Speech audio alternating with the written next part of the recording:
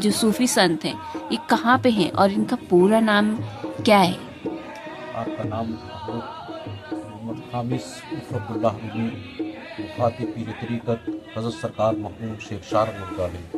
आपका नाम नाम इसमें आपके है और मखदूम शेख शारंग के नाम से दुनिया से आप ज़्यादा पहचाने जाने जाते हैं।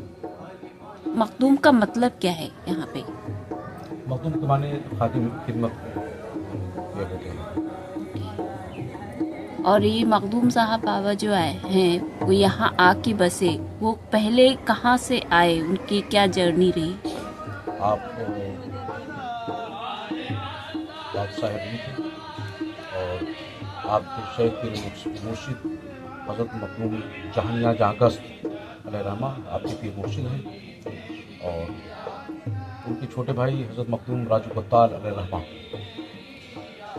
खरेरे भाई थे मखदूम जहानिया जहाँगस्त अलैहिर्रहमा के। और आपसे मखदूम राजू कत्तार अलैहिर्रहमा से खिलाफत इजाज़त हज़रत मखदूम शेख शारंग को अता हुई, तबरुकात अता हुई। और फिर उसके बाद जो है आपकी सबसे पहले ड्यूटी आपकी जो है मध्य प्रदेश में एमपी में सारंग मालवा स्टेट सारंग को बोला जाता है, वहाँ पर आप थे। ठाकुर राजा थे वो स्टेट थी आप वहाँ पर ही आपने कैम्प किया। तो आपके नाम से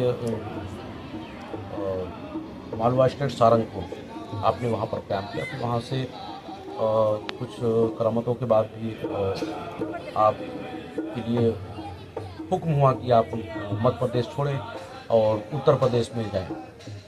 तो आप वहाँ से हिजरत करके आप लखनऊ में तशरीफ़ लाए। आपके पीर मुर्शिद हज़रत मखदूम जहानिया जहाँगस्त और हाजुर हरमैन साहब जो लखनऊ में चौक में हैं, तो आपके पीर मुर्शिद पीर भाई हैं, मतलब आपके पीर के पीर भाई हैं, मतलब मखदूम हाजुर हरमैन साहब जो हैं। और सामिना साहब जो हैं आपके भतीजे चचा हैं हाजुर हरमैन साहब। और उसके बाद फिर जो आप वहाँ से आप तशरीफ़ लाए मध्य प्रदेश से लखनऊ, फिर आप क़याम किया वहाँ पर। और उसके बाद फिर जो है वहाँ से इजाज़त मिली और आपसे मुलाकात की हाजुर रहमान साहब से अलैहिर्रहमा से। फिर उसके बाद जो है आप वहाँ से चले तो आप यहीं पर क़याम किया। लखनऊ से जब आप चले तो आप यहाँ पर क़याम किया। और ये जो मैदान पर सामने है दिख रहा है, ये कदीम पुरानी मस्जिद है, कनाती मस्जिद के नाम से मशहूर है यहाँ। अब ये वो भी मस्जिद है करीब 450-500 साल की पुरानी वो भी है, लेकिन आपके दौर ज़माने की 650 साल लमसम वक़्फ़ा का हो रहा है। ये कदीम कनाती मस्जिद के नाम से मशहूर है। और आपके अव्वल खलीफा हज़रत सामिना साहब अलैहिर्रहमा जो लखनवी है, वो उनका हुजरा शरीफ हुआ है सामने। और आपके सामिना साहब अलैहिर्रहमा के खलीफा हज़रत मखदूम बड़े खैराबाद सादुद्दीन अलैहिर्रहमा का हुजरा वो सामने है। और उसी के बराबर में मखदूम शफी साहब, बंदगी मुबारक साहब, सबके हुजरे थे, ये सब लाइन से बने हुए हैं। और इधर हमारे पूरब साइड में जो है हज़रत पीर मुर्शिद हज़रत सैयद सुल्तान मोहम्मद आरिफ अली साहब अलैहिर्रहमा हमारे शेख पीर मुर्शिद हैं। और यहाँ की जानसीम भी थे हज़रत मखदूम शेख शारंग रहमतुल्लाह अलैह। ये रिसालत माफ़ सल्लल्लाहु अलैहि वसल्लम की जानिब से आपको हरी झंडी हुई, हुक्म हुआ कि आप जो है उत्तर प्रदेश में जाएंगे। तो सामिना साहब अलैहिर्रहमा 42 साल आपकी खिदमत आलिया में रहे हैं। सामिना साहब इनका सबसे ज़्यादा जैसे होता है ना सूफीज़्म में, जैसे सबके पास एक अपना पावर होता है, तो इनका सबसे ज़्यादा पावर किस चीज़ में है कि लोग इनके पास आते हैं और इनके मुरीद हो जाते हैं? जब आप तशरीफ़ लाए तो आपकी पहली करामत जो है, यही कदीम मस्जिद है। यही तो मस्जिद तो थी नहीं, मैदान था। तो आपने यहीं पर असर की नमाज़ पढ़ी और आपने जब सलाम फेरा तो आपको जहाँ कौमियत भर्रे रहते थे जो है ठाकुरों में, उन लोगों ने सब आपको घेर लिया। जो है जब सलाम फेरा तो आपने पूछा कि आप लोग कैसे आए, क्यों हमें घेरे में लिए? तो कहा कि आप यहाँ किसकी इजाज़त से ये सब कर रहे हैं, नमाज इबादत पूजा जो कर रहे हैं किसकी इबादत से? कहा कि ईश्वर मालिक खुदा भगवान की पूजा इबादत करने के लिए किसी की इजाज़त की ज़रूरत नहीं होती है, कहीं भी पूजा की जाती है, कहीं भी इबादत की जा सकती है। तो कहा कि नहीं, आपको इजाज़त लेना पड़ेगा और आपको राजा ने बुलाया है। तो आपने कहा मैं कहीं नहीं जा सकता, मेरा यही क़याम है, यही क़याम किया हूँ, यही मुकाम है, मुझे जाना कहीं नहीं, जाओ राजा को भेज दो। तो उन लोगों ने कहा कि हुजूर वो महाराज अगर आप नहीं जाएंगे तो हम आपको यहीं पर जो है कत्ल कर देंगे। तो कहा जो तुम्हें करना है जो कुछ वो सो करो। तो आप वो लोग खड़े रहे बार कोशिश की आगे बढ़ने की, लेकिन उनके पैर जुम्बिश नहीं खाए, मतलब जहाँ पर खड़ा था वहीं पर खड़ा रहा। उसके बाद जो है तो आपने जो है ये सबसे पहली करामात आपकी यहाँ पर जाहिर हुई मखदूम शेख शाह रहमतुल्लाह अलैह। तो आपने फरमाया कि क्यों तुम लोग देर करते हो, जिस काम के लिए आए वो अपना काम करो।